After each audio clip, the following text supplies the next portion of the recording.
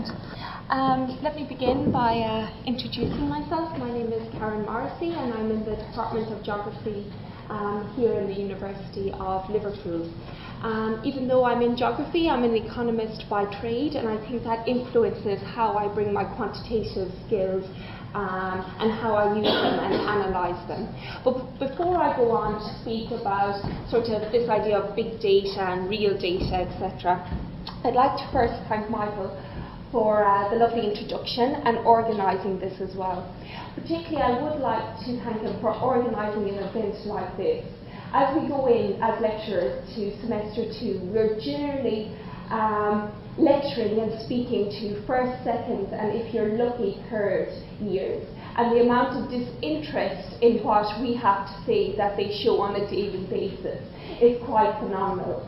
So the actual ability to speak to postgraduates and academics just before we go into this time frame is an actual joy.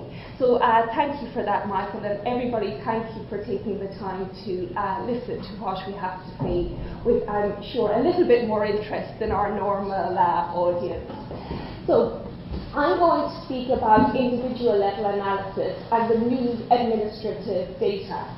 A lot of what I'm going to speak about will have been touched on by Michael and Michael beforehand, perhaps in a more quantitative method somewhat, but I really want to stress what Michael has just been speaking about in the fact that above all, theory is what is required. Things are happening so fast that sometimes we have no idea how to keep up with it. And that's really the sentiment I want to leave you guys with after this presentation. So to get down to kind of the nuts and bolts, data takes many forms. As a quantitative analysis, we kind of divvy it up into the idea that you're either a micro-analysis, and that's me, and my colleagues here, Chris Brunston and Hill in the audience, and we look at individuals, and we above all believe that everything should be built from the individual level up.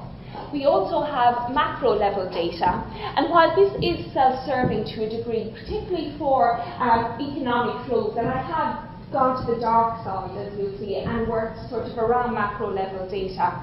This is really kind of previously where policy was made, where we look at sort of practices at the country level or at the national level to figure out what's going on.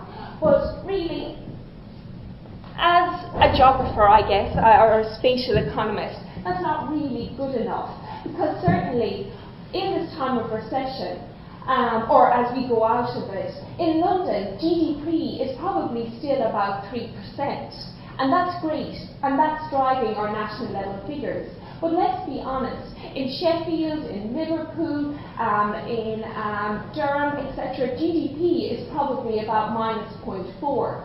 So our national level figures, they're not representative of what's going on at the regional level, at the county level, at the small area level, never mind at the individual level.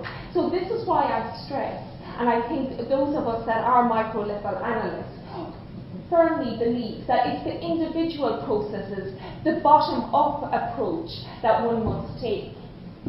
So, as I'm sort of introducing that idea, and it's only through the individual processes and understanding this that we can sort of even think about developing public policy.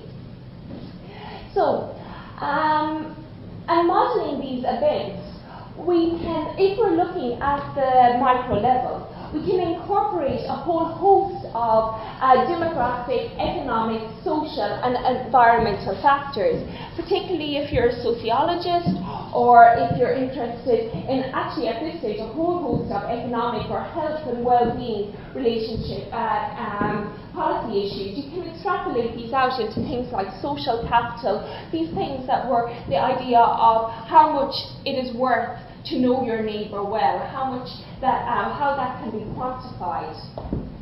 And in terms of longitudinal models, which Hill specifically works in, you can also start to even account for behavioural change. The idea of feedback effects. how one change in one period of time will impact the whole social structure as time goes on. And this is what microanalysis traditionally allowed you to do. And we have a whole host of methods to analyse this. We have everything from your basic descriptive statistics, your bar charts, etc. You have probability equations, you have deterministic equations, etc. And we have also numerous methodologies to augment and refine this microdata. So to add spatial referencing, where I specifically work, the idea of simulation and spatial microsimulation, where we start to merge data sets together, because traditionally nobody believed actually space was important. And as I tried to make the argument, those that are living and working in London are very different to those that are living and working in Liverpool. So this idea of adding spatial referencing can be done through spatial microsimulation, more computational methods. Add behavioural aspects. You have dynamic simulation. My colleague Paul Williamson in geography works a lot in this area. You have agent-based modelling that Paul, I think, will speak about in a little bit. And in theory, we're quite good at this now. We sort of have it down, or at least we get through the peer review process in publications. We know exactly where, what to say, what to do to a degree. And here are some examples. Housing myself in a department of geography, there definitely had to be a map there, and I really liked the fact that the idea of layering was introduced previously. And using this sort of spatial microsimulation model, what the top map there looks at is the distribution of nights spent in hospital in Ireland. And when the microdata that I initially got was, because it was particularly interested more in economic income data, the health component of that microdata, the EU SILC, some of you may have come across it, the health variables were quite slapdash. So when I initially went to use the microdata, it was a bit of a disaster, to be honest. And when I started to map it, going through the simulation process, there was absolutely no spatial pattern. And hopefully what you can see from this map, actually, after calibrating it and adding that spatial referencing, you start to see that there are actually huge patterns, that those in the northwest and west of Ireland have higher nights spent in hospital. And intuitively, that makes sense it makes sense to me as an Irish person, because that's where the majority of our elderly population, and it's quite, relatively speaking, the socio-economic status is still very much around farming, and small farms at that. Here is another example of when I like to say I went dark and started using my macro models, and it's an input-output table, and what this shows is how the flows of goods and services move through the economy.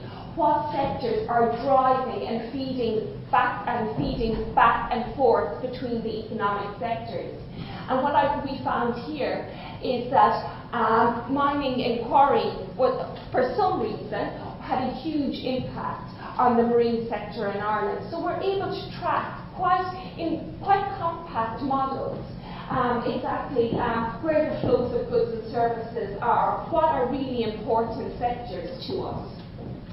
And just to finish, a logic model, quite a simple econometrical model, which allowed me to look at the utilisation of GP services in one of the counties in Ireland, and shows me things like the fact that a decrease in net income meant that people utilised GP services a lot more. Okay, these are quite intuitive, and that was really important to us for a long time. Even though we had this plethora of models, once we ran this idea of the traditional data, a lot of what we knew was coming through, and if we knew, we were intuitive about it.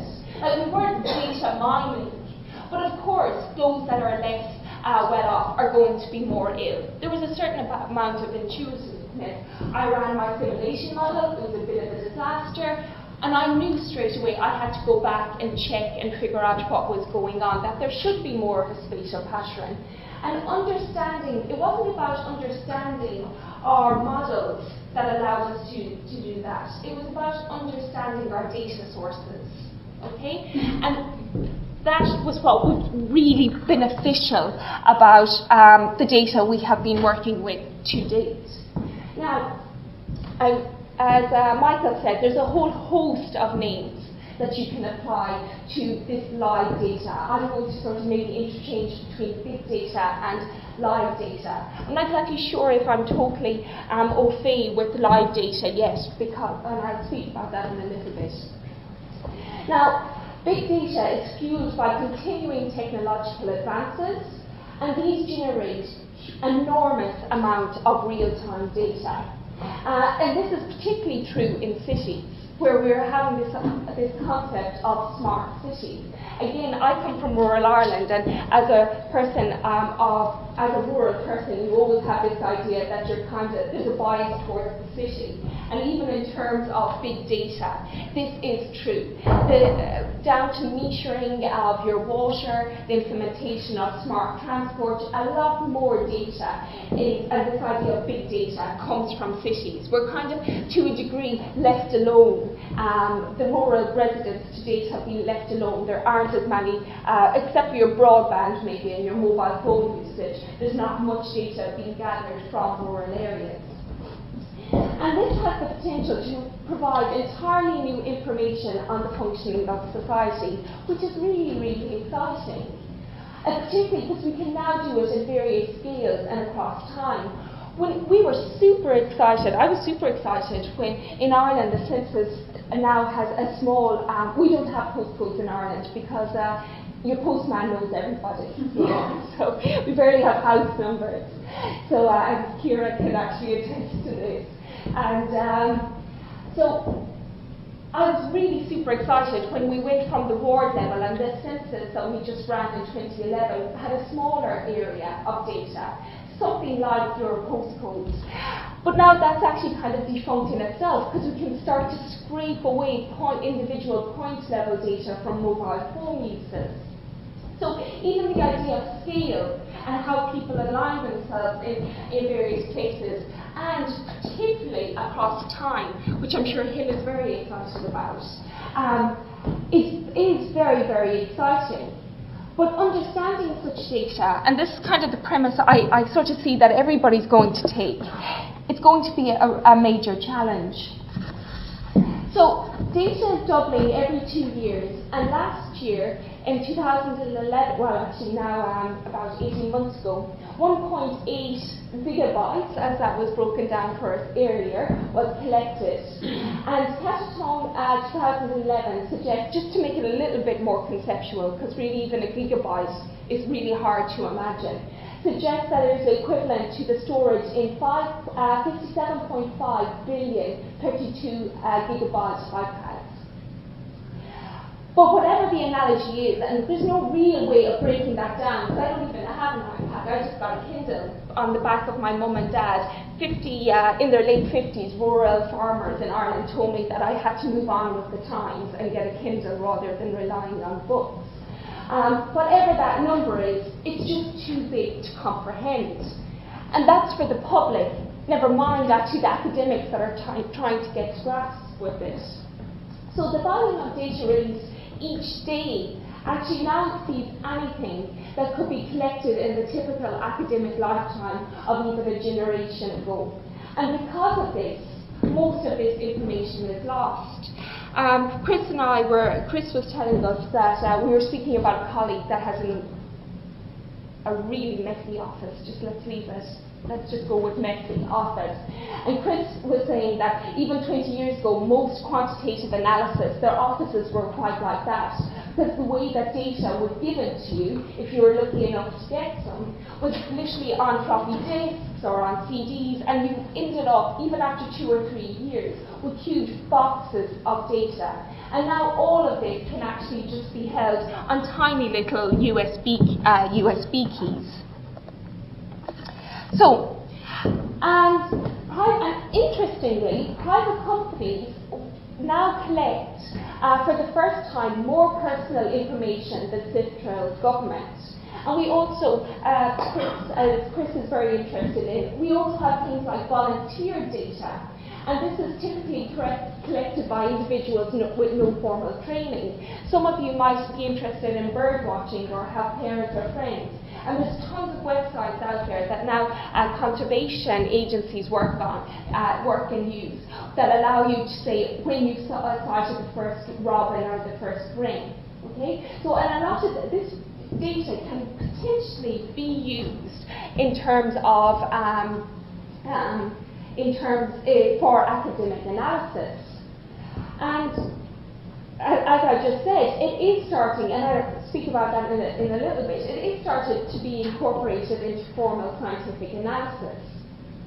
And unlike company-based data, which is generally hit with a big fat price tag, much of this volunteered information is held by public organisations who are only happy for you to start to use this. But although we're getting all this data pretty much just shunted towards us, we really need to start thinking about data integrity.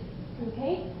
So the change in who collects this data is very, very important, particularly with regard to its representativeness, and I'm going to speak about some work that I'm doing at the moment, and therefore the reliability and the robustness for analysis. More data does not in any way mean more quality data, right? It's data, and often it's. I went to the dentist, and I thought it was very when I first signed up, when I first came over here. I thought it was very interesting and very innovative that for gender they had 3 options. Okay, it was male, female, and other, which I thought that was great.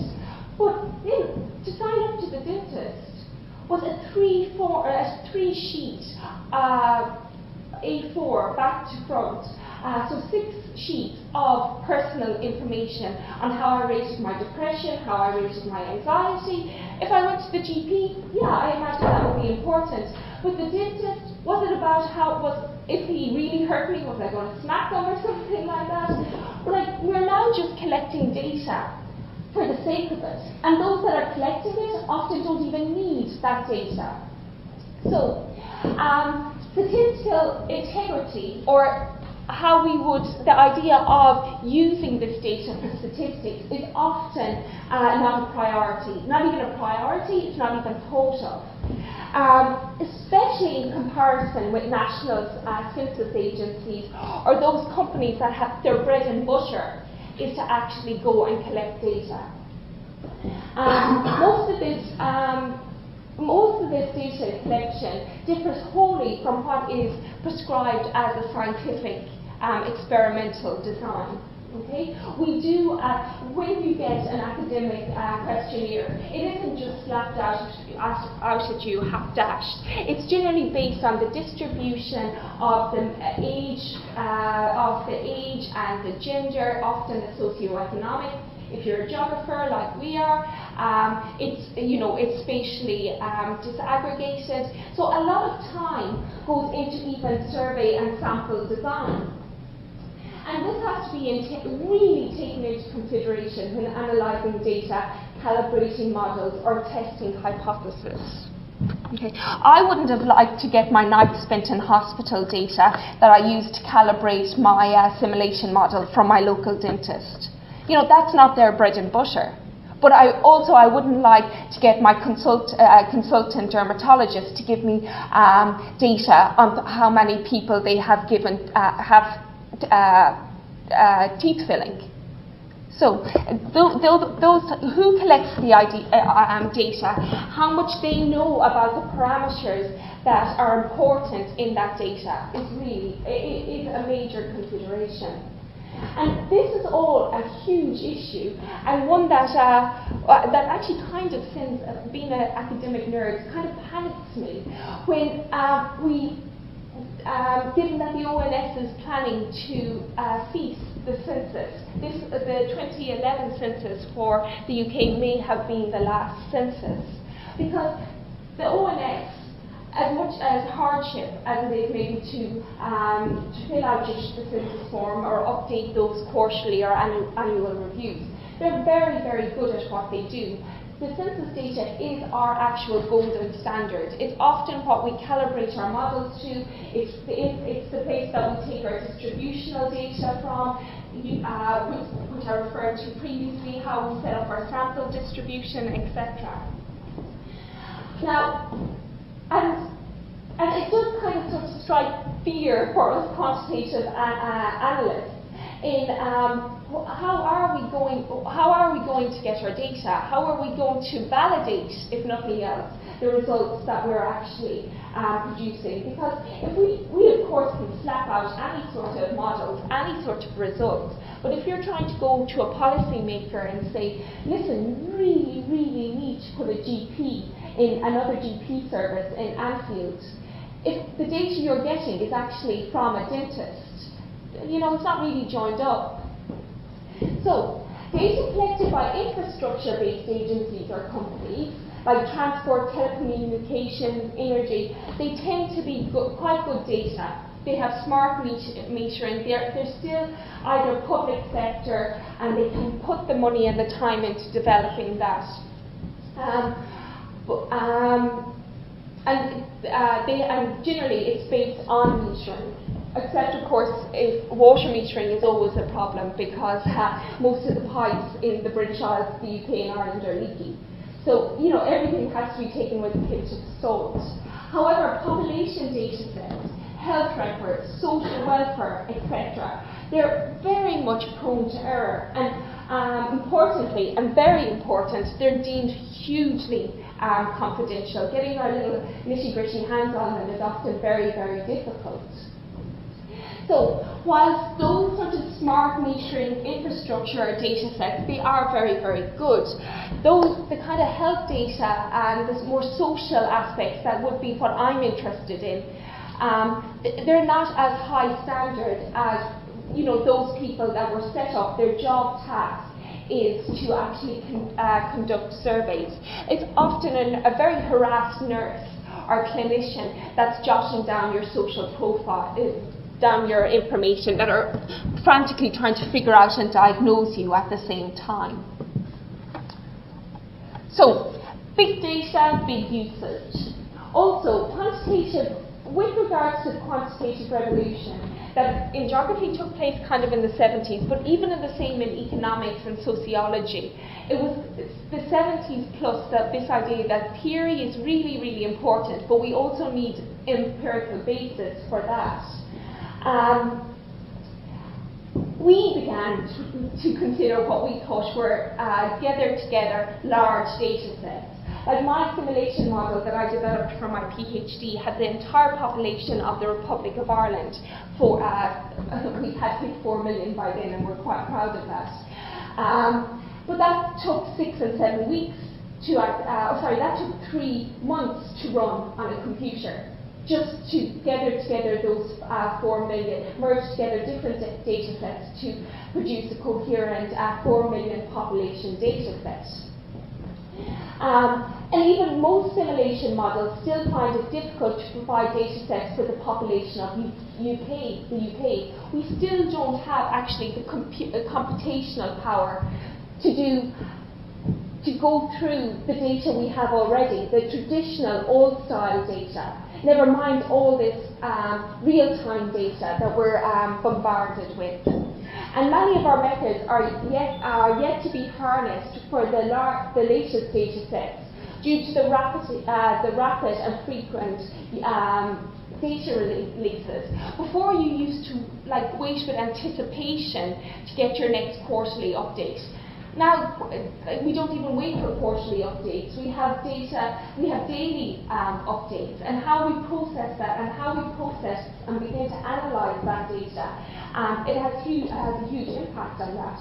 And this is particularly true of real-time data. Temporal modelling is incredibly, incredibly difficult.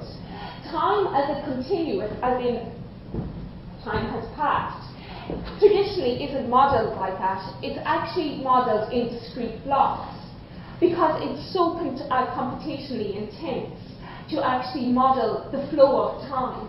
And it is too the flow of actual space as well. We tend to break it up into discrete blocks. So while in some ways now we have this real-time data, we still don't have the computational power or even sort of the theory of how you would robustly go about analysing that to start using it. So I specifically, in terms of big data, I've been using a lot of, traditionally used a lot of admin data. And I'm now starting to move into sort of website produced data, which I'll talk about in a few minutes. Now, this data was given to me by the National Psychiatric Inpatient, by the Health Research Board in Ireland. And what it is, it's NEPRIS, it's the National Psychiatric Inpatient Reporting System for Ireland. And it includes data on the address, it includes address level data on all admissions and discharges from psychiatric inpatient facilities in Ireland annually. And I was lucky enough, because one of my areas of health research that I'm really particularly interested in is around mental health and particularly around depression.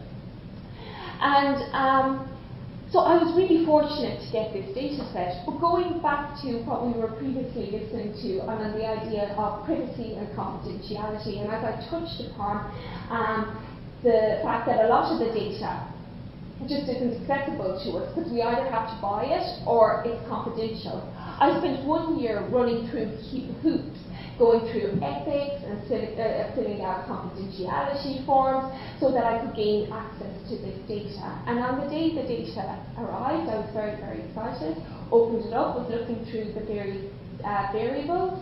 So there was the address, each individual had an address, their age, what they were diagnosed with, etc., etc. And I thought this was the best thing ever until I got to the final variable and they had forgotten to take out the telephone and mobile phone for each patient. So it wasn't even that, you know, even the individuals that are giving you, the organisations that are giving you this data, they're not even really set up to anonymise this data properly. And I was kind of left with the idea of, goodness, will I go back to them with this? And then I just thought, you'll never see this data set again, so I quickly deleted the column and didn't say anything, but you guys now know. So what this allowed us to do was to geocode patients' addresses and look at it where, what it allowed us to do was to see what areas in Ireland patients or individuals were being admitted to psychiatric hospitals. And or was there any pattern? Were there specific areas that had very high levels of admissions, specific areas for very low levels of admissions? And this was particularly, this map was for depression. And I looked at it. I quickly I did this up, and I looked at the pattern, and there definitely seemed to be clusters to a certain degree. And then I was kind of looking at it, and given this was my PhD, I also knew the location of each of the psychiatric hospitals. And I said, yeah, there's definitely, right. So I layered the information I had on the location of each of the hospitals. And what you can see, and I don't know if you guys can see the little red dots, I always, when I present this map, I always say, oh, I should make the dots bigger, and I never do.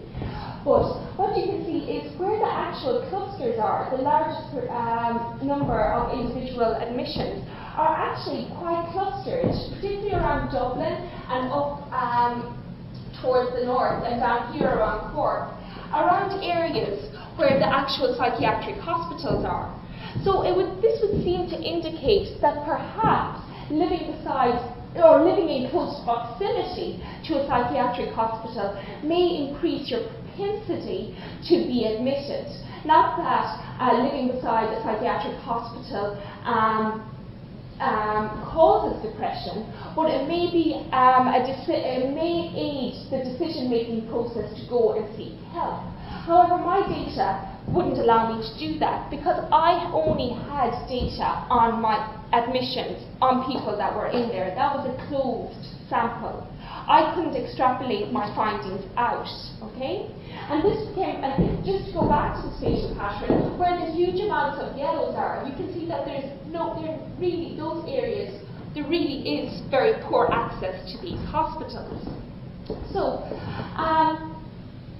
I wanted to see, does proximity influence admissions? And this is a really important policy question in any country. You know, how do we distribute our services?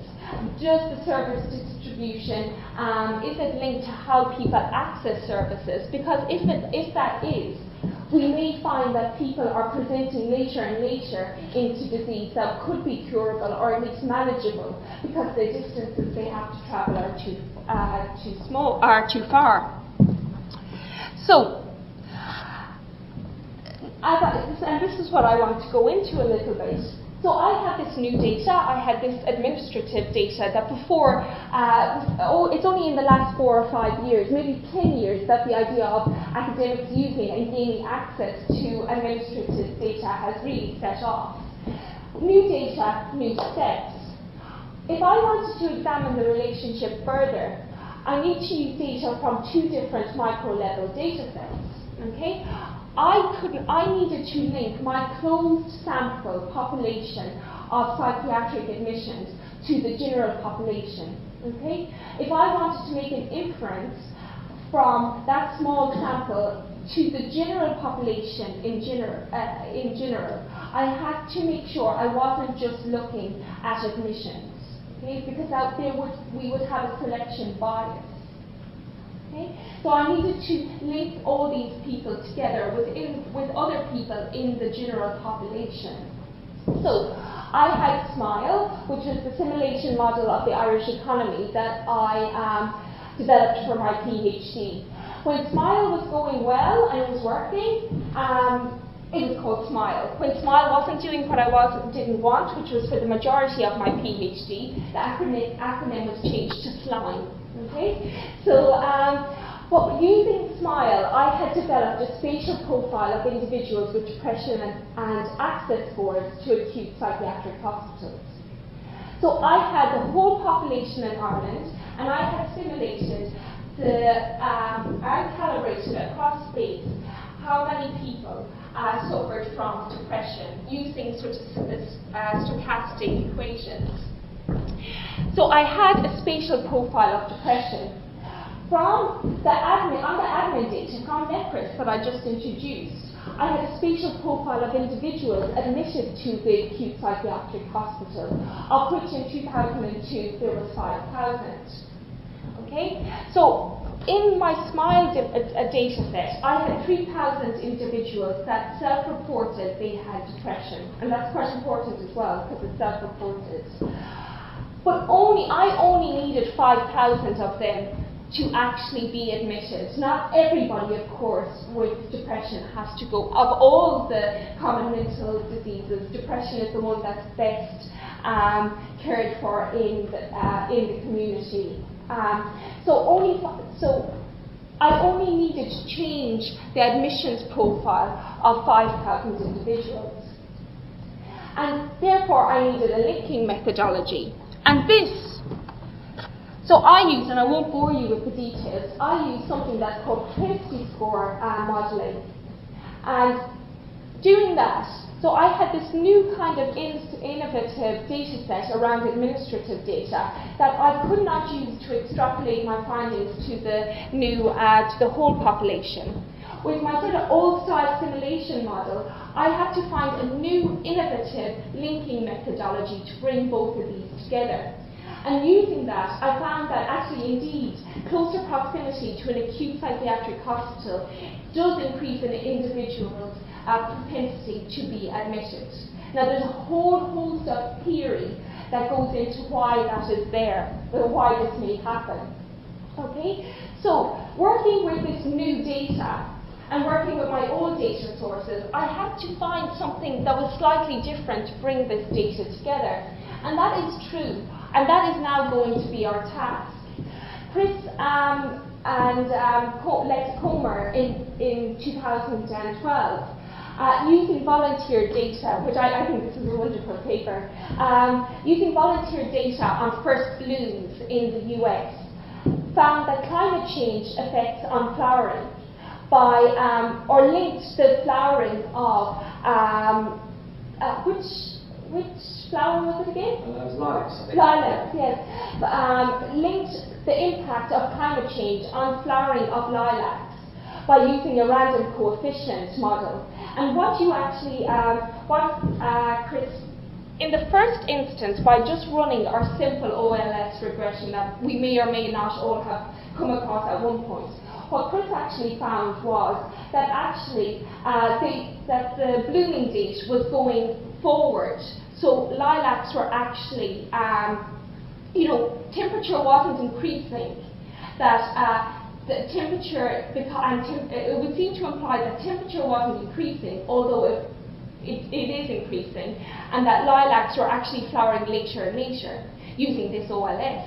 But because it was volunteered data, Chris, of course, cottoned on quite quickly to the fact that maybe this data wasn't very robust, and that another method, another different innovative method would need to be used. And by just realising that and having the intuition and realising that these new data forms aren't as robust as, for example, going to a lilac conservation society, because I'm really sure there's probably multiples of them, that this data probably isn't robust enough, and therefore we have to change our methodology a little. And using a different methodology, and that's exactly what he found, that actually the flowering of lilacs is becoming earlier, and that could potentially be linked to climate change.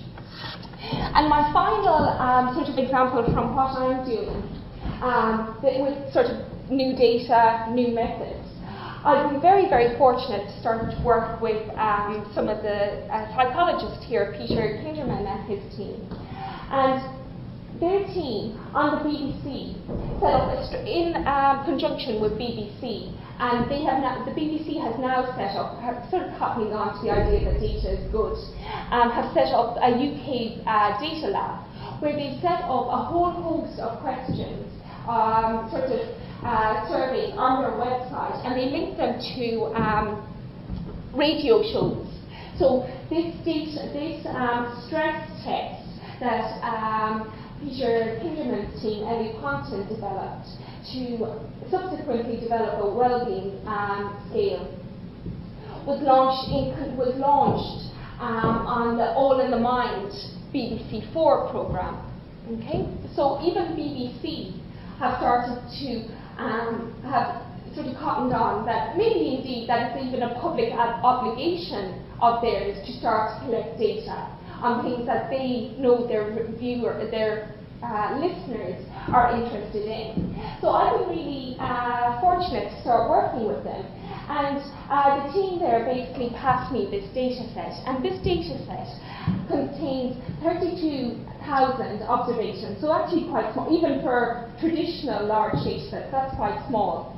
It's over 32 respondents, which is really, really great, okay? And because not only have they developed a well-being test, but they included a depression scale and an anxiety scale. Okay? So, whilst this would seem great, if I, with my interest in the socioeconomic determinants of depression, I could use this and start to look at what sort of prevalence rates are out there for the UK, compare them to Ireland, see what's different, etc.